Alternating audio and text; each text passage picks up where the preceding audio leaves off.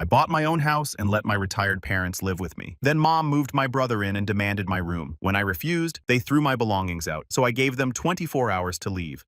So I am 26 male, and for the last year or so, I have been living with my parents in the city. Sounds pretty basic, right? But it is not what you think. This was not some move back home because I cannot afford the rent situation. I am actually the one who bought the house. I pay the entire mortgage, and I cover all the groceries bills, everything. My parents, they do not pay a dime. To give you some background, my parents, Liz, 52 female, and Tom, 55 male, are both retired teachers. They had been living out in the country for years, but after they stopped working, they decided they wanted to move to the city. They were bored with the quiet life and wanted to be closer to more exciting stuff, or at least that is what they said. I thought, why not? I am making good money as a software engineer, and the city has better job opportunities anyway. Plus, I figured I would help them out since they have done a lot for me growing up, normal family stuff. So we moved into this nice 3-bedroom house in the city. I am not talking mansion level or anything, but it is definitely a nice place. 3 bedrooms, a little backyard, and a big enough living room for everyone to hang out. Since I am the one paying the mortgage, I made sure to claim the master bedroom. It has got a walk-in closet and its own bathroom, which is clutch because honestly, sharing a bathroom with anyone else, no thank you. The second bedroom, that is my home office since I work from home about 80% of the time. I set it up just the way I wanted, dual monitors, a comfortable chair, the whole deal. I figured the third bedroom would stay as a guest room for when the family visited or whatever. Simple enough, right? At first, everything was fine. My parents were just happy to be in the city and we all settled into a pretty comfortable routine. They did their thing, gardening, watching TV, whatever retirees do, and I worked my job, paid the bills, and took care of the house. I did not mind paying for everything. I make 6 figures, and it is not like they have much income coming in besides their pensions. Plus, it is family, you do not charge family rent, right? Then came the turning point. And let me tell you, it all happened faster than I could have imagined. One day my mom dropped this casual comment at breakfast like it was no big deal. She goes, "You know your brother Jake and Emma are thinking about moving to the city. They are not doing so well back in the old town and Emma is pregnant, so they could really use the help." At first, I did not think much of it. Jake, 28, male, and Emma, 26 female, had always been the kind of couple who jumped from one bad situation to another. They were not exactly struggling, but they were not thriving either. Plus, Emma being pregnant threw a whole new layer into the mix. I thought, okay, maybe they will move to the city and get a small apartment or something. But no, my mom had different plans. A few days later, she sat me down, and with this super innocent tone, she said, "We have invited Jake and Emma to come stay with us. It will just be for a little while until they get back on their feet." Now, this is the part where I should have seen it coming, but I did not. I just kind of nodded along, figuring, okay, whatever, they will stay for a bit and then find their own place. But what I did not know was that this was just the beginning of the chaos. My parents did not exactly ask if I was cool with them moving in. They just told me after they had already invited them. I was still processing the whole thing when Jake and Emma showed up at our doorstep a week later with bags in hand, looking like they were moving in for the long haul. So here is the deal. They move in, and right away, it is clear that they think they are staying indefinitely. I am already feeling the stress build up because I am the one paying for everything, groceries, utilities, mortgage, you name it, and now I have got 2 more people to feed and take care of. No one even asked if I was okay with it. They just moved in like it was the most natural thing in the world. Now, do not get me wrong, I love my brother. He is family after all. But Jake is not exactly the most responsible person in the world. He is the kind of guy who always finds himself in messy situations and then relies on other people to bail him out. And Emma, she is nice enough, but she has got this entitled attitude that just rubs me the wrong way. Like she is pregnant, so she automatically deserves special treatment from everyone around her. But here is where things start getting really messed up. A couple of days after they moved in, Emma starts making these little comments.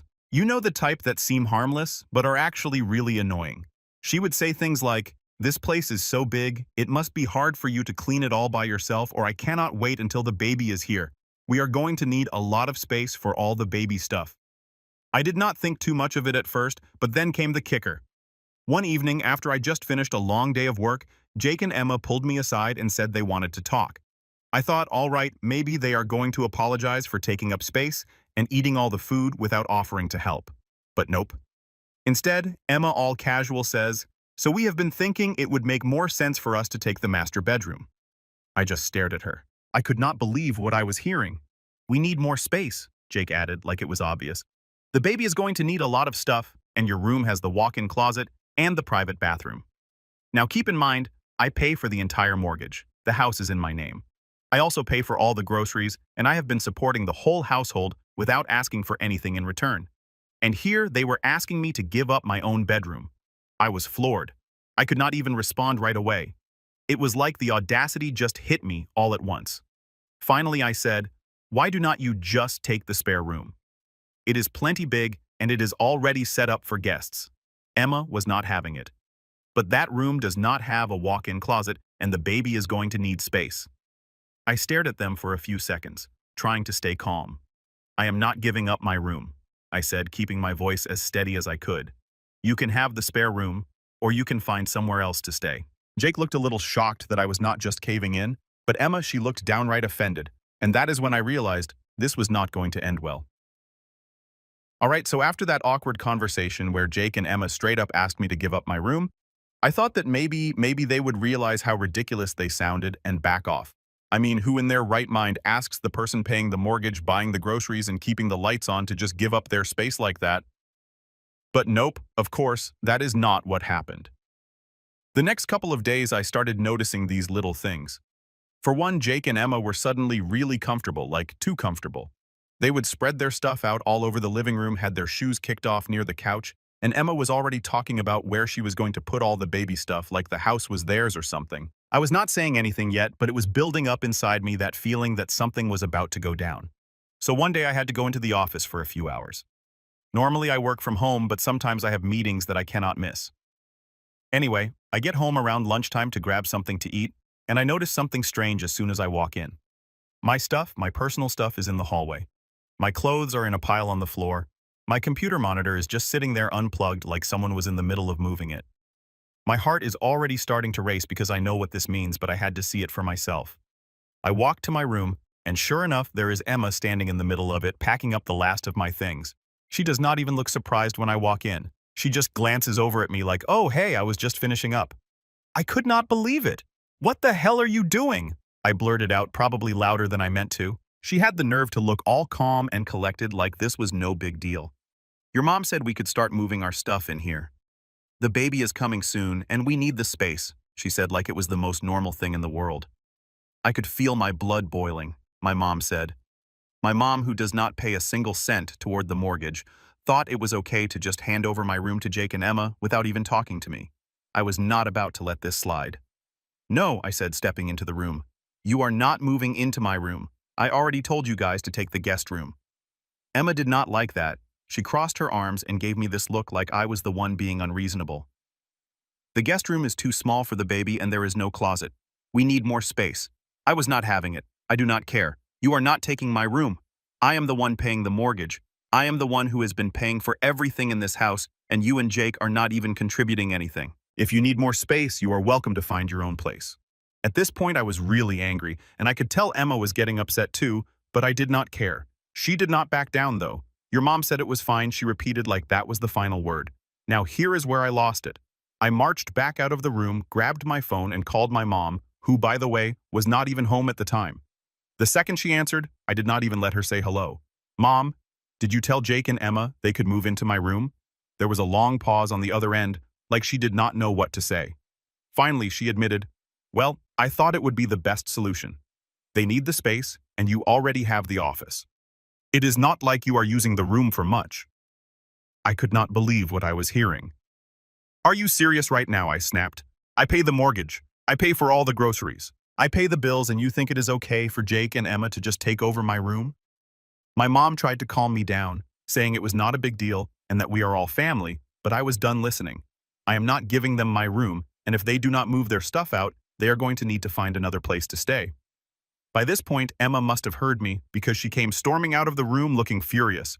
"You are seriously going to throw us out with a baby on the way?" That is when Jake walked in. He must have heard the commotion from outside because he came in looking all pissed off too. "What is going on?" he demanded. So I laid it out for him. "What is going on is your wife thinks she can just take over my room without even asking, and I am telling you both right now, it is not happening. You can either stay in the guest room or you can leave." Jake was not happy about that. He got all defensive, saying how they are family and how I should be willing to make sacrifices for them. But at this point, I was beyond reasoning. Sacrifices I am already paying for this entire house. What are you guys contributing? Huh? Nothing. And now you think you can just walk in and take over? The yelling got pretty loud at that point, and I think it was clear that neither side was backing down. My mom tried calling me back, but I ignored her. I was too pissed off to deal with her excuses. Jake kept going on and on about how I was not being fair, how they had a baby on the way, and how families should stick together in tough times, but I had had enough. I turned to both of them and said, "You have got until the end of the day to move your stuff out of my room. If you do not, I will move it out for you." Emma stormed off, slamming the door behind her, and Jake just stood there glaring at me like I was the bad guy. But I did not care. I was not about to let them walk all over me in my own house, especially when I was the one paying for everything. For the rest of the day, I stayed in my office trying to cool down. I did not want to deal with either of them, and I knew if I went back out there, it would just turn into another argument. But deep down, I knew this was just the beginning. They were not going to take this lying down, and I had a feeling my mom would get involved again. But I was not about to back down either, not this time. After that blow-up with Jake and Emma, I thought maybe, just maybe, they would finally back off. I mean, I was crystal clear. My room was not up for grabs, and they either stay in the guest room or find somewhere else to live. Seemed pretty simple to me, but of course things did not go that smoothly. The next day I kept mostly to myself. I was not looking for more drama, and honestly, I was still fuming from how things had gone down. I spent most of my time working in the office trying to pretend like everything was normal. But by the time dinner rolled around, I could feel the tension in the air. It was like everyone was avoiding each other, tiptoeing around the elephant in the room. I did not mind the quiet. If Jake and Emma were finally going to stay in the guest room without causing more issues, I figured I could live with that. But then, something happened that pushed me over the edge. That evening, I walked into the kitchen to grab some food. I had bought all the groceries like I always do, but when I opened the fridge, it was practically empty. I am talking about food I just bought 2 days ago, gone. I checked the freezer, same deal. I knew my parents did not eat like that, and it was not me, obviously. So who else could it be, Jake and Emma? They probably helped themselves to everything without even asking. I was already irritated, but I tried to brush it off, thinking whatever, I will just pick up more tomorrow. But it was not just the food. When I went to sit down at the table to eat, my mom came into the kitchen, not looking me in the eye. She quietly made plates for herself, my dad, Jake, and Emma, and then she did not make one for me. At first, I thought she must have forgotten, so I just kind of waited. But she finished serving everyone and sat down. I was left standing there like an idiot watching as they all started eating. I am not going to lie, I felt the anger bubbling up again. It was like they were all punishing me for standing up for myself. I looked at my mom, trying to keep my cool. "You did not make me a plate." She barely looked up. "You do not want to help the family. You do not eat with the family," she said as casually as if she was commenting on the weather. I could not believe what I was hearing. "Excuse me, I pay for everything here, the groceries, the mortgage, and now I am being iced out." She did not even answer. My dad just kind of sighed and kept eating like nothing was happening, which pissed me off even more. Jake and Emma were sitting there with this smug look on their faces like they had won some kind of power play. Emma even had the nerve to smile at me when I walked by. I could not take it anymore. I was not about to be treated like some outsider in the house that I paid for. I slammed the fridge door shut and stormed out of the kitchen, my mind racing. I knew what I had to do next. I went straight to my room, grabbed my laptop, and started looking up eviction notices. I figured if they did not want to treat me with respect, then they could find somewhere else to live. I mean, enough is enough, right? I am not a free hotel service. Within an hour, I had the documents ready. I printed out 2 sets, one for Jake and Emma, and one for my parents. It felt weird kicking out my own family, but at this point, they had crossed the line.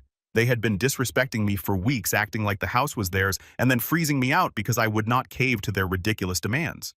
I was not going to put up with it anymore. Once the notices were printed, I walked out to the living room where everyone was sitting, pretending like nothing was wrong. I did not say a word. I just slapped the papers down in front of my parents, then handed another set to Jake and Emma. "What is this?" Jake asked, picking up the papers and scanning them. "You have 24 hours to pack your things and leave," I said, keeping my voice as calm as I could manage. "If you are not out by tomorrow, I am calling the police." Jake's face went pale. He was not expecting this, not at all. "You cannot be serious." "Oh, I am serious," I replied. "I am done with this. You have been freeloading here without contributing a thing, and now you think you can take over my house. No, not anymore. Jake stood up glaring at me, but I did not budge. I was taller than him, bigger than him, and I was not going to be intimidated by his little temper tantrum. We are family, he said through gritted teeth. You cannot just throw us out. Yes, I can, I said, stepping closer. I am the one who pays for this house, not you, not Emma, and not Mom and Dad. If you do not want to be respectful, you do not get to stay here. Emma, of course, started crying, as if that was going to change anything. I am pregnant and you are kicking us out. What kind of brother are you? I am the brother who has been paying for everything while you two take advantage of me, I shot back. You have 24 hours. That is more than generous. Jake looked like he wanted to argue more, but I could see the realization starting to sink in. I was not bluffing. My mom, who had been sitting there quietly this whole time, finally spoke up. You cannot do this, honey. They are your brother and sister-in-law. This is family. But I did not care anymore. I have already done it, I said, pointing to the eviction notice in her hands. You have 30 days to find somewhere else, too. If you are not gone by then, I will be taking legal action. The room went dead quiet after that.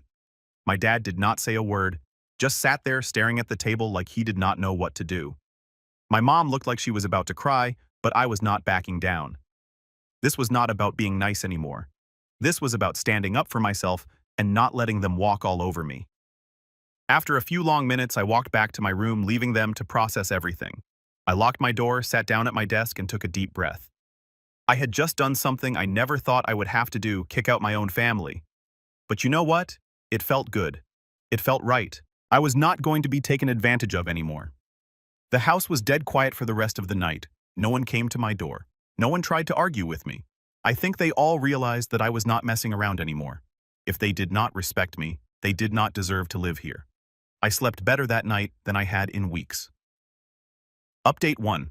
After handing out those eviction notices, I figured the tension in the house would either explode or everyone would finally back off and take me serious. Either way, I knew there was no going back. I had drawn my line in the sand and I was not about to let anyone step over it again. But instead of the blow-up, I was expecting the house got quiet. Too quiet, honestly. The morning after, I woke up earlier than usual just because I could not really sleep. I guess I was kind of waiting for something to happen. You know, like maybe Jake would come banging on my door demanding I change my mind, or maybe my parents would start pleading with me to reconsider. But none of that happened. When I finally walked into the kitchen to make breakfast, it was empty. No one was up yet. No Jake, no Emma, no parents. For a second, I thought maybe they had packed up in the middle of the night and left without saying anything, but I knew that was just wishful thinking. I made my coffee, sat down at the table, and waited. I was not in the mood to make small talk, and I was not in the mood to explain myself again. What I had done was necessary. They had pushed me too far, and there was no way I could keep living like that. They did not respect me, and they sure as hell did not respect the fact that I was paying for everything. All I wanted was some basic decency, and they could not even give me that. After a while, my mom came into the kitchen, her face looking like she had barely slept. She did not say anything at first, just grabbed a cup of coffee and sat down across from me. It was the first time we had really been alone since I handed her the eviction notice. The awkward silence hung in the air for what felt like forever before she finally spoke up. Honey, she started, her voice soft and tired. I know things have gotten out of hand. I did not say anything. I just stared at my coffee, waiting for the rest of whatever she was going to say. I knew an apology was coming, or at least some version of one, but I was not about to let her off the hook that easily. I did not realize how bad things had gotten between you and your brother, she continued, her voice cracking just a little. We were just trying to help them, and I guess I did not see how unfair it was to you. That caught me off guard. I was not expecting her to admit it, at least not so soon. For a second, I thought maybe she was finally getting it, that I was not the villain in this situation. But I still could not shake off the frustration from how everything had gone down. You did not just ignore what I wanted, I said, my voice sharper than I intended. You sided with them every single time, like you just assumed I would roll over and let them take whatever they wanted. I know, she said almost in a whisper. But we thought, well, you have always been the strong one. Jake, he has never had it easy. That was her excuse every time. Jake was not strong. Jake had struggled more. Jake needed more support. It was like they did not think I had any limits because I was the one who had my life together. And you think I have had it easy? I asked, my anger simmering just below the surface. I am the one who bought this house. I am the one who pays the mortgage. I pay for the groceries. I have been carrying all of you, and you think I can just keep doing that forever? She looked down at her coffee, not saying anything for a few seconds. I know you have done a lot more than we could have asked for, but Jake with the baby on the way. I cut her off. This is not about the baby. This is about respect, and you guys have not shown me any. She sighed, clearly exhausted by the whole situation, but I was not about to let her off with a few tired excuses. You know, we just thought we were doing the right thing, she finally said. Jake and Emma, they do not have much. And whose fault is that? I shot back. I did not ask them to move in. I did not ask for any of this. They need to figure out their own lives, and you cannot keep bailing them out by throwing me under the bus. She nodded, finally seeming to understand, or at least trying to. We will figure something out, she said, her voice quieter now. But please do not push us out, not like this. I sat back in my chair trying to calm down. It was not like I wanted to kick them out. I mean, they were my parents. But at the same time, I could not keep living in a situation where they did not respect my boundaries. I had let too much slide, and now I had to put my foot down. I do not want to push you out, I said, trying to be as calm as I could. But things need to change. I cannot keep living like this, being treated like I do not matter in my own house. Either things change or, yeah, you will have to find somewhere else to live. She did not argue, just nodded quietly. Okay, she said, we will figure something out. After that, she left the kitchen and I was alone again with my thoughts. I was not sure if anything was actually going to change, but at least it seemed like they were finally starting to take me seriously. Jake and Emma had not shown their faces yet, and I was not sure if that was a good thing or a bad thing, but either way, they were on borrowed time. Later that afternoon, Jake finally showed up, and of course he looked like he had been brooding over what had happened the night before. He did not even say hi when he walked into the living room, just sat down across from me with that same pissed-off expression he always had when he did not get his way. So this is how it is going to be, he asked, his voice dripping with bitterness. You are really going to kick us out? I gave you 24 hours, I said, not even looking up from my phone. If you are still here tomorrow, I am calling the police. Jake scoffed, shaking his head like I was the bad guy. We are family. Yeah, and family does not take advantage of each other, I shot back. You have had weeks to figure this out. I am not your fallback plan. He did not have much to say after that. He just sat there for a few minutes before getting up and storming off again. Typical Jake. He was always the type to run when things did not go his way, and this time was no different. The rest of the day went by quietly. Too quietly, if I am being honest. I did not know what Jake and Emma were going to do, but I was not about to change my mind. I had given them a clear deadline, and they knew I was not bluffing. The next 24 hours were going to decide everything. Update 2. The next morning, after all the chaos, I woke up and just laid there for a few minutes staring at the ceiling. I knew today was the day. Jake and Emma had 24 hours, and now that deadline was ticking away. It was weird, though. I was not even mad anymore. I had already accepted what had to happen, and at this point, it was more about following through. When I got up and headed into the kitchen, I noticed right away that the house felt different. Not tense exactly, but just quiet, like the calm before something big happens. No one was in the kitchen, so I figured I would make myself some breakfast. The fridge was still kind of empty from the last raid Jake and Emma had on the groceries, but I made do with what was left. As I sat there eating, I started thinking about how this whole situation had spiraled out of control so fast. I mean, it was not that long ago that things were fine. My parents and I were getting along. I was working, paying the mortgage, covering the groceries, and life was just kind of moving along like normal. Then Jake and Emma show up and everything went off the rails. It is crazy how fast things can change when people start feeling entitled to stuff they did not earn. A couple hours later, I heard someone coming down the hallway. It was my dad. He walked in quietly, grabbed a cup of coffee, and sat down at the table across from me. He did not say anything at first, just took a sip and looked out the window. Finally, he spoke. Jake and Emma are leaving today. I did not respond right away. I was not sure if he was telling me because they had decided to leave on their own, or if he was just reminding me of the deadline. Either way, I nodded and kept eating. They do not have anywhere to go, he continued, his voice low. They are going to stay at a motel for a while until they figure things out. I stopped mid-bite and looked at him. Part of me felt bad, but the bigger part of me knew this was what had to happen. I had been too nice for too long, and if I did not put my foot down now, they would just keep taking advantage. I gave them time, I said, keeping my voice steady. I did not want it to come to this, but they left me no choice. He did not argue, did not try to guilt-trip me, which was surprising. He just nodded and kept drinking his coffee. I think he finally understood that I was not going to back down this time. After everything that had happened, there was no going back to how things were. Around noon, Jake and Emma started packing their things. I stayed in my room for most of it, not wanting to get into another argument or hear any more passive-aggressive comments. But after a while, I could hear Jake's voice getting louder from down the hall, so I knew it was only a matter of time before something went down. Sure enough, not long after Jake knocked on my door. I opened it, and he stood there with that same pissed-off look he had had since I gave him the eviction notice.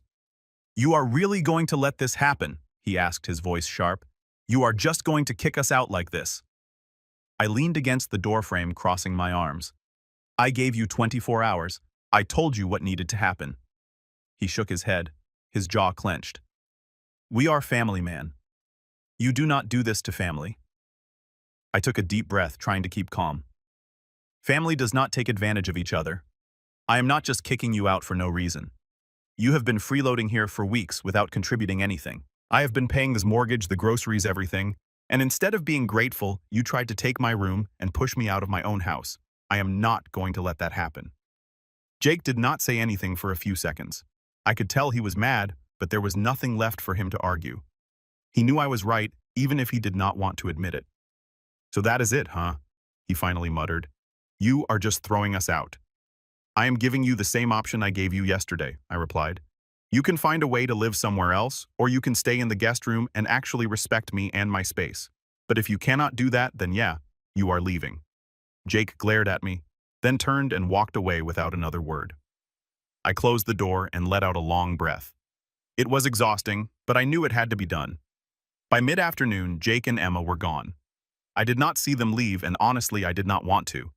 I was not looking for some emotional goodbye or anything like that. They packed up their stuff, loaded it into their car, and drove off without saying a word to me. The house felt different after they left, quieter, less tense. My parents did not say much to me that day. I think they were still processing everything that had happened. My mom looked upset, but she did not say anything about it. Maybe she realized finally that I was not the one who had caused all this. Jake and Emma had pushed me too far, and this was the result. That evening, my mom knocked on my door. She came in, sat down on the edge of my bed, and just stared at the floor for a while. I could tell she was trying to find the right words. "They are gone," she said softly. I nodded, not saying anything. "I never thought it would get to this point," she admitted. "I did not realize how much pressure we were putting on you." I looked at her, feeling some of the frustration lift a little. "It is not that I did not want to help," I explained. "But you guys treated me like I did not matter, like my needs and my space were not important." She sighed and nodded. "You are right. We should have seen it sooner." We sat in silence for a few minutes. I could tell she was upset, but at least now she was starting to understand where I was coming from. "I do not want you and Dad to leave," I said, breaking the silence. "But if things do not change, I cannot live like this." She nodded again, standing up slowly. "We will figure it out," she said. "Things will be different, I promise." As she left the room, I felt a strange mix of relief and exhaustion. The situation with Jake and Emma was over, but there was still work to be done with my parents. I knew it was not going to be easy, but at least now it felt like they were willing to listen. For the first time in weeks, I felt like I could finally breathe again. The house was quiet, and the tension that had been hanging in the air was gone. It was not a perfect solution, but at least now I had my space back, and most importantly, I had my respect.